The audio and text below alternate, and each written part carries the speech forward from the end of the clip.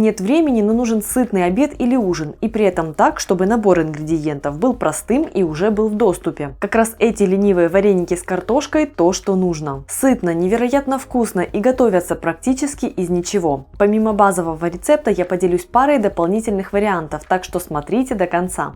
Привет, друзья! Вареники как блюдо мне очень нравятся, но я не очень люблю возиться отдельно с тестом, отдельно с начинкой, поэтому чаще готовлю ленивые вареники с картошкой или итальянские ньокки. Такие вот ленивые вареники с картошкой удобно приготовить впрок. Часть вы съедите сразу после приготовления, а часть можно заморозить, причем замораживать можно как в сыром виде, так и в отваренном.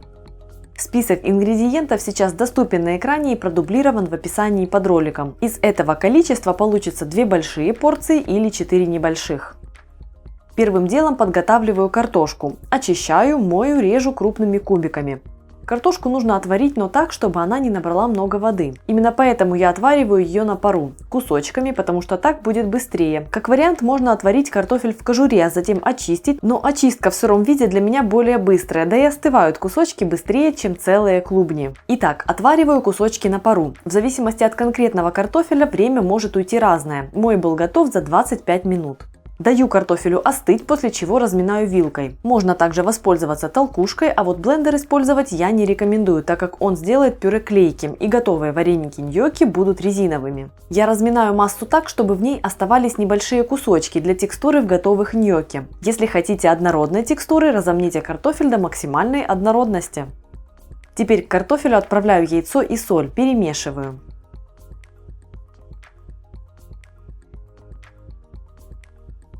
Затем всыпаю муку. Так как клубни могут быть чуть больше или чуть меньше, тесто возьмет разное количество муки. Так что сперва я добавляю 1 стакан муки, это 160 граммов, а затем уже домешиваю еще, если необходимо. Тщательно вмешиваю муку. Я всегда оставляю тесто для ленивых вареников из картошки липковатым, мягким. Не ввожу в него много муки. Так готовые ньокки получаются нежными, не забитыми. И вот как раз в случае, если отваривать очищенный картофель просто в воде, он набирает больше влаги, и в тесто затем нужно вводить больше муки. Вареники так получаются более плотными и резиновыми. Сейчас хорошо видны оставленные мной кусочки. В начале ролика я обещала показать также пару вариантов, которые привнесут разнообразие.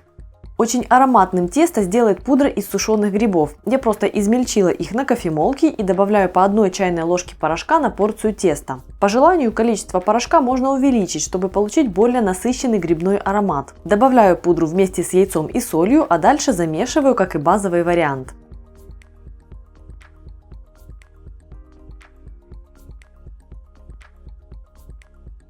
Очень вкусные вареники получаются, если добавить в тесто натертый сыр. Вкус таких вареников будет очень сливочным, а текстура невероятно нежной. Тщательно вмешиваю сыр в картофельную массу до введения муки. Обычно в тесто для сырных ленивых вареников муки входит меньше 140-160 граммов. Кстати, на моем канале есть рецепт сладких творожных ленивых вареников. Там целых 6 вариантов в одном ролике.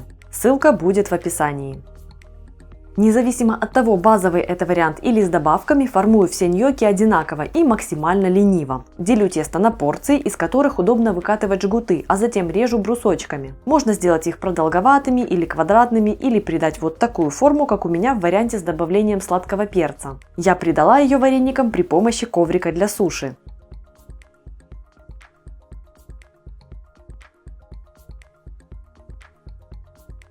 В большой кастрюле довожу до кипения воду, солю ее и вливаю немного растительного масла, чтобы вареники не слипались во время варки и не прилипали ко дну. Отправляю вареники в воду, деликатно перемешиваю и жду, пока всплывут. После того, как всплыли, варю в течение 1 минуты и достаю. Подавать можно с маслом, с мелко рубленой зеленью, со сметаной или сливками. Главное, чтобы вкусно было именно вам. Если мое видео вам понравилось, ставьте палец вверх, подписывайтесь. В следующем ролике будем готовить домашние молочные сосиски. Как раз вот к таким картофельным ньокки. Так что нажимайте на колокольчик, чтобы не пропустить выход нового видео. Меня зовут Галина Артеменко, и это канал Жизнь вкусная.